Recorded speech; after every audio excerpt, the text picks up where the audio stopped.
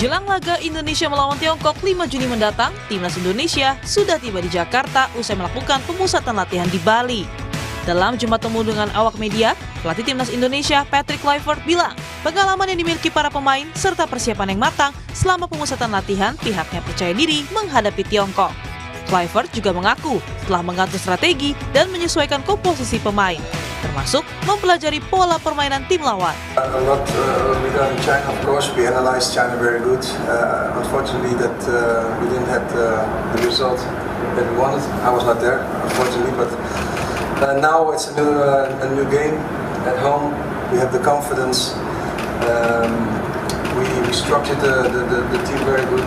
We studied the very good. So I'm confident that we can have a very good result against China. Sementara, Kapten Timnas Indonesia Jay Itzes merespon absennya sejumlah pemain dalam laga melawan Tiongkok. Salah satunya ialah tampil tanpa penjaga gawang Martin Paes karena akumulasi kartu kuning. Pemain Venezia itu bilang selama pemusatan latihan di Bali, dirinya mulai lebih mengenal Emil Audero. Meski belum pernah bermain bersama Emil di laga kompetitif, Itzes tetap optimistis karena Timnas Indonesia memiliki banyak pilihan di posisi penjaga gawang. I know Emil a little bit now because he plays in Italy. And we had a lot of contact also before he did the neutralization.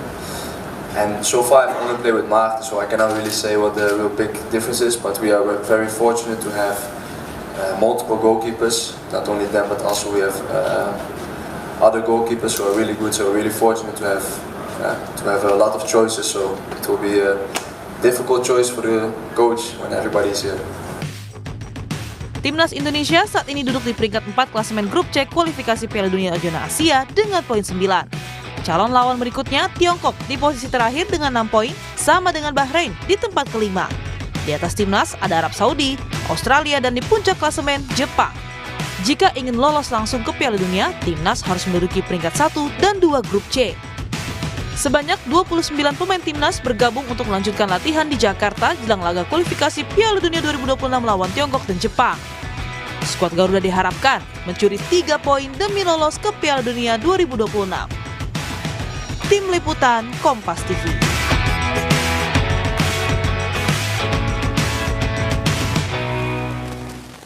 Saudara, jelang laga Timnas melawan Tiongkok 5 Juni mendatang, skuad Garuda sudah tiba di Jakarta. Laga ini memiliki arti krusial bagi kedua tim demi lolos kualifikasi Piala Dunia 2026. Pasalnya, hanya 2 tim teratas klasemen yang berhak lolos, sementara peringkat 3 dan 4 harus berjuang kembali di putaran keempat kualifikasi. Lalu bagaimana strategi Timnas bidik poin penuh lawan Tiongkok mendatang? Dan apa yang perlu diwaspadai dari tim lawan, kita tanyakan langsung melalui sambungan daring ke pengamat sepak bola Kusnaini. Bungkus, selamat pagi.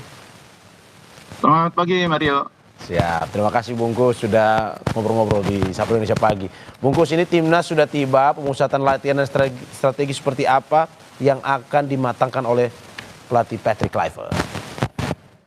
Iya, ini sebuah persiapan yang menurut saya jauh lebih baik dibanding di round sebelumnya. Karena bukan hanya sempat mengalami TC, tapi yang paling penting pemain-pemain sudah bisa lepas ya dari kepenatan sesudah mengikuti kompetisi yang panjang selama 1 musim. Mereka bisa melepaskan kepenatan, ketegangan selama berada di Bali. Tidak hanya menjalani TC, tapi juga ada semacam relaksasi yang menurut saya itu hal yang penting ya bagi sebuah tim yang memiliki keragaman seperti Timnas Indonesia. Di samping itu beberapa pemain yang juga sempat beberapa waktu absen dari latihan mungkin karena kompetisi sudah selesai sekitar sepekan atau bahkan ada yang sudah 2 pekan. Ini dengan adanya TC di Bali ini mereka bisa dijaga kebugarannya, bisa dikembalikan level fitnessnya sehingga menjelang pertandingan beberapa hari mendatang mereka kondisinya sudah lebih siap untuk bermain meskipun mungkin memang tidak sesiap ketika mereka berada di kompetisi ya di tengah kompetisi karena sesudah libur sekian lama pasti akan ada sedikit penurunan. Tapi sekali lagi keberadaan TC di Bali ini sangat positif untuk membuat kita siap menghadapi pertandingan tanggal 5 nanti. Oke, Bungkus, kalau lihat 2 minggu 2 minggu lebih lah, hampir 2 minggu itu TC di Bali dilakukan. Menurut Anda ini lebih optimal dibandingkan persiapan Timnas melawan negara-negara lain atau bagaimana ini untuk melawan Tiongkok nih? Iya, justru ini persiapan yang jauh lebih baik kalau menurut saya, terutama untuk membangun chemistry ya, karena seperti yang saya bilang tadi, kita ini memiliki tim nasional dengan keragaman yang luar biasa ya. Ada pemain yang berlatar belakang sepak bola di Liga Belanda, Liga Italia, Liga Amerika, dan banyak lagi bermain di Liga Indonesia tentunya, di samping ada yang bermain di Liga Thailand. Ini tentu membutuhkan semacam kesempatan untuk saling memahami, kesempatan untuk saling mengerti, apalagi faktor komunikasi kan juga tidak sepenuhnya lancar ya, tidak semua pemain memiliki kemampuan berbahasa yang sama. Jadi TC ini sangat baik untuk terutama membangun chemistry, dan yang kedua itu tadi memulihkan level fitness pemain. Nah, sekarang saya pikir sesudah mereka berada di Jakarta, Coach Clifford akan fokus ke persiapan strategi untuk pertandingannya. Karena kalau dalam persiapan timnas itu biasanya persiapan strategi itu 2-3 hari sebelum pertandingan. Oke, berarti menurut Anda Bungkus, selain fisik, hal-hal non fisik juga nih lebih optimal ya untuk timnas kali ini melawan Tiongkok ya?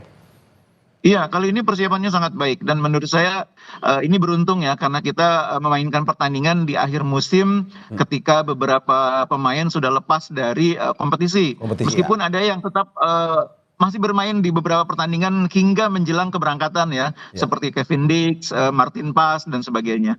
Oke, Bungkus, ini ada yang bikin gugup nih. Ada beberapa 5 pemain yang tidak akan tampil di laga versus Tiongkok ini. Ada Martin Pas, Ragnar, Orat Mangun, Sandy Walsh. Ini bagaimana analisis Anda melihat pemain-pemain yang cocok untuk menggantikan? Ada 5 pemain yang tidak akan berlaga di kontra Tiongkok nanti.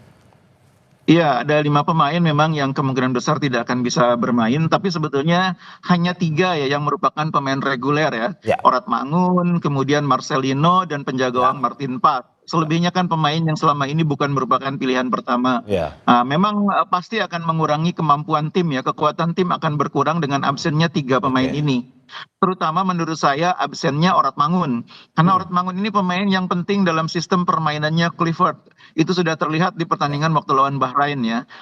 Marcelino juga pemain yang penting, tapi peran Marcelino mungkin masih bisa digantikan oleh pemain lain, entah itu oleh Egy Maulana, entah itu Yaakob Sayuri, atau bahkan mungkin Beckham Putra yang baru direkrut.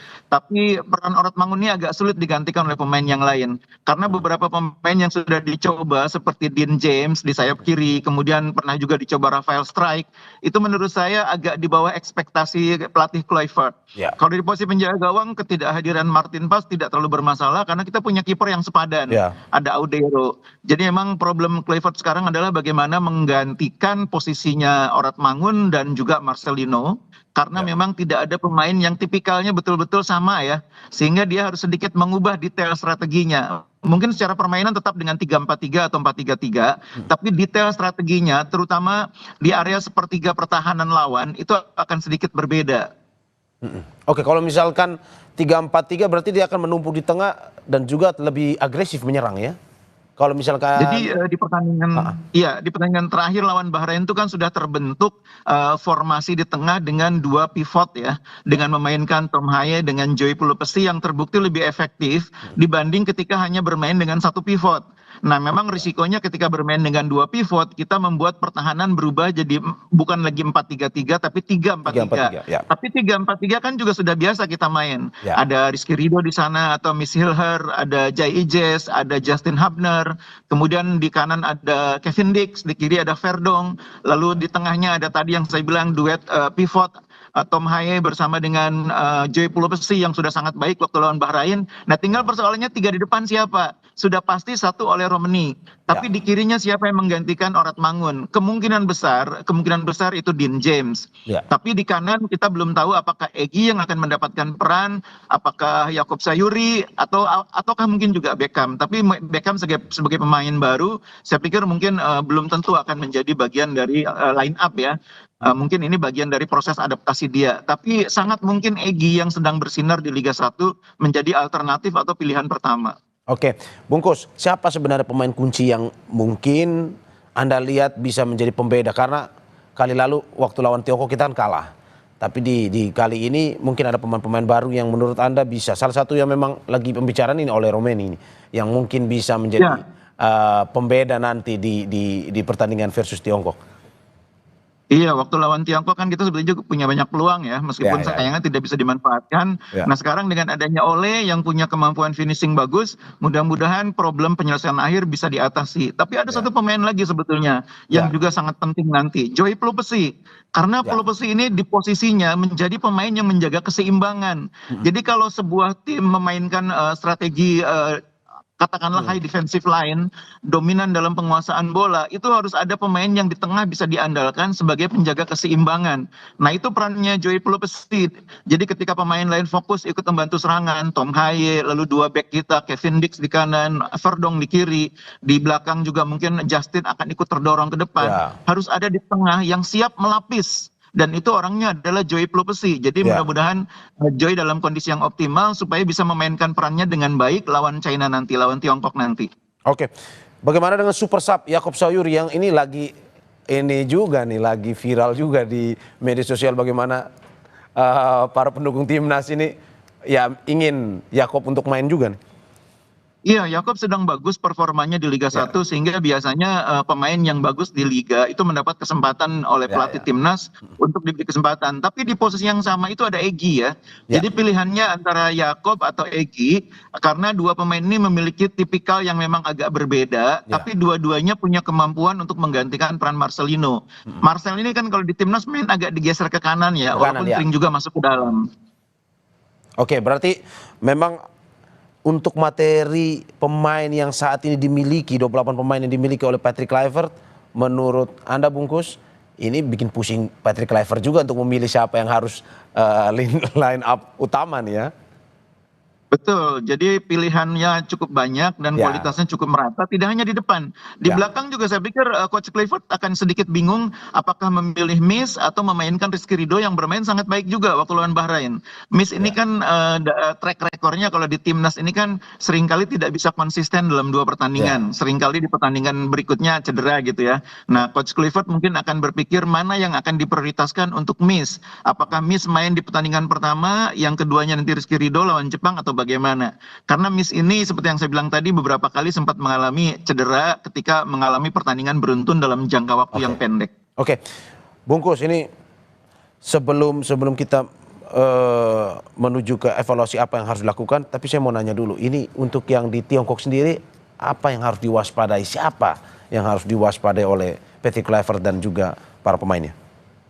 Sebetulnya pemain Tiongkok tuh kemampuannya tidak terlalu luar biasa ya, artinya rata-rata kemampuannya gitu ya. Cuma mereka ini strateginya baik ketika kita menguasai bola, dominan dalam penguasaan, kita bermain menyerang, mereka pintar memanfaatkan celah untuk serangan balik. Itulah yang terjadi di pertandingan pertama kita. Dan yang kedua, pelatihnya juga sering mampu menyiapkan strategi yang mengejutkan. Jadi ketika di pertandingan pertama, ketika orang semua berpikir kita akan dipaksa bertahan oleh Tiongkok, justru mereka bermain sebaliknya. Mereka justru mengundang kita masuk ke pertahanan mereka dan kita dipaksa untuk bermain lebih keluar. Pada saat bersamaan kemudian kita dimanfaatkan pertahanan kita yang agak sedikit terlalu terbuka oleh serangan balik mereka. Ini yang harus diwaspadai oleh para pemain kita. Oke, terakhir Bungkus, strategi teknik dan non teknis apa yang memang harus dijaga oleh Patrick Kluivert pada para pemainnya untuk melawan Tiongkok nanti? Persiapan non teknis sudah sangat baik ya. Saya pikir dari apa yang kita lihat di Bali ini suasananya sudah sangat akrab, para pemain sudah sangat nyambung chemistry-nya. Yang sekarang penting adalah level kebugaran mereka. Yang kedua, konsentrasi, karena pemain-pemain ini kan memang kalau di Jakarta itu biasanya banyak sekali mendapatkan apresiasi, mendapatkan komunikasi, interaksi dengan fans. Nah ini harus dijaga supaya mereka menjelang pertandingan harus fokus betul ke pertandingan. Jadi kita juga berharap PSSI bisa melindungi para pemain, jangan terlalu banyak mendapatkan upaya-upaya pendekatan secara personal dari para pendukung timnas yang memang sangat mencintai para pemain ini. Tapi pada saat bersamaan itu berpotensi mengganggu konsentrasi pemain. Jadi harus dijaga, sementara dijauhkan dulu lah. Ya, oke.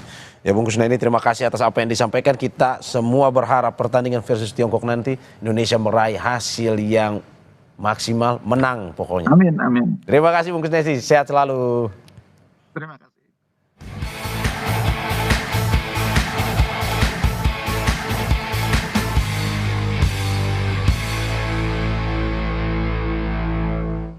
Saudara, Sapa Indonesia Pagi akan segera kembali dengan informasi lainnya. Salah satunya, Menteri Agama Nazaruddin Umar meminta jemaah haji Indonesia untuk tidak keluar tenda saat wukuf di Arafah karena cuaca panas mencapai 50 derajat Celcius. Sesaat lagi.